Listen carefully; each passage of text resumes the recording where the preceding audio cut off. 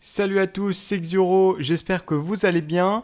On se retrouve aujourd'hui pour une petite vidéo présentation sur Splitgate 2 avec un peu de gameplay en arrière. Splitgate 2, c'est un jeu qui est sorti il y a quelques semaines, que j'ai testé dernièrement. Ok. J'ai environ une quinzaine d'heures de jeu dessus. Et voilà, clairement je kiffe, j'aime beaucoup. Même si je vous conseille quand même d'y jouer en équipe, donc c'est un FPS Arena en 4 contre 4, hors mode de jeu, donc Battle Royale qui est sorti la dernière fois, la semaine dernière, pardon, et un mode de jeu à 3 équipes de 4. Mais sinon, c'est du 4 contre 4, que ce soit donc des modes, disons, normaux que vous connaissez dans les FPS, donc comme un peu de la domination, il y a de la pose de bombe, il y a de la MME, mais il y a aussi pas mal de jeux, de modes de jeu assez fun, comme le jeu d'armes, que j'apprécie beaucoup, clairement mon mode de jeu préféré sur les FPS. Et il y a aussi le takedown, donc un mode de jeu où, par exemple, l'objectif est de tuer toute l'équipe adverse avant qu'elle ne respawn, et à chaque fois que la partie avance dans le temps, les respawns sont de plus en plus longs. C'est aussi un mode de jeu que j'apprécie beaucoup. Voilà, en tout cas c'est un jeu assez complet, donc qui propose de nombreux modes de jeu, et aussi qui propose donc 3 personnages qu'on va pouvoir jouer, qui ont des petites capacités pas très fortes. Enfin, les capacités sont intéressantes, mais elles sont pas non plus broken, disons. Donc tous les personnages sont jouables, et ce sera en fonction de votre style de jeu et aussi en fonction des armes qu'elle propose. Chaque personnage propose, je crois, 5 armes principales et 3 secondaires. Et après, à vous de voir ce que vous préférez. Mais en tout cas, y a de quoi faire. Et surtout, bien évidemment, ce qui rend Splitgate 2 assez unique, donc c'est l'utilisation des portails, comme vous pouvez le voir dans le gameplay en arrière-fond. Les portails, comment ça fonctionne? En fait, vous allez pouvoir lancer un premier portail sur les petites zones bleues là que vous voyez, et vous allez pouvoir en lancer un deuxième. Et ensuite, ces deux portails sont connectés, et vous allez pouvoir ou passer à travers ou tirer à travers. Sachant que les adversaires aussi peuvent passer à travers, mais ne pourront pas voir à travers. Et ces portails, en fait, ils rendent vraiment le jeu assez unique. Là, comme vous pouvez le voir, l'adversaire est arrivé juste derrière moi. En fait, il avait posé le portail, et du coup, je me suis fait surprendre. Et donc, ça peut permettre, donc voilà, ces deux choses-là, soit aller plus vite à travers la map, parce qu'on peut la traverser en une demi-seconde, ou aussi, on peut arriver derrière les joueurs pour les tuer plus facilement. Ou on peut aussi rester caché derrière notre portail et tirer à travers. En tout cas, les portails sont vraiment quelque chose de très important dans le jeu, une mécanique qui quand même est assez dure à prendre en compte. C'est vrai que le jeu à prendre en main, disons, pardon.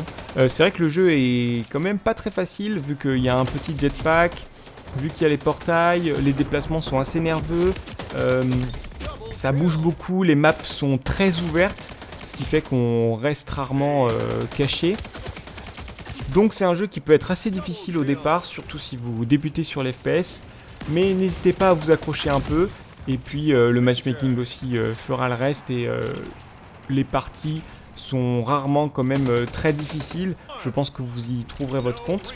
Quelque chose aussi d'intéressant quand on arrive en dernière manche, si on a fait 2 égalités de suite, ça va être au dernier qui meurt. Donc la manche est jouée normalement, mais il n'y a pas de respawn, qui rend les dernières manches très spéciales et assez stressantes. Et ça joue différemment, voilà, c'est intéressant, c'est aussi quelque chose qui n'est pas très récurrent dans les FPS. Là, donc, en arrière-plan, une petite partie jeu d'armes, clairement le jeu d'armes, je l'ai déjà dit, je crois, mais c'est ce que je préfère, je kiffe ce mode de jeu.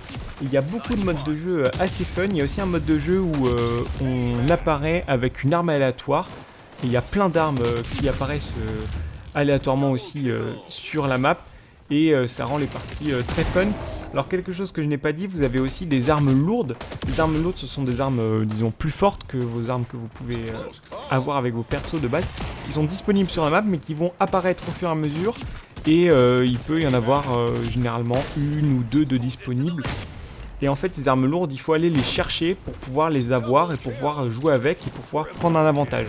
Donc ce qui rend les choses assez intéressantes, puisque en plus des objectifs de partie, il y a aussi ces objectifs d'aller chercher les armes lourdes pour réussir à prendre l'avantage.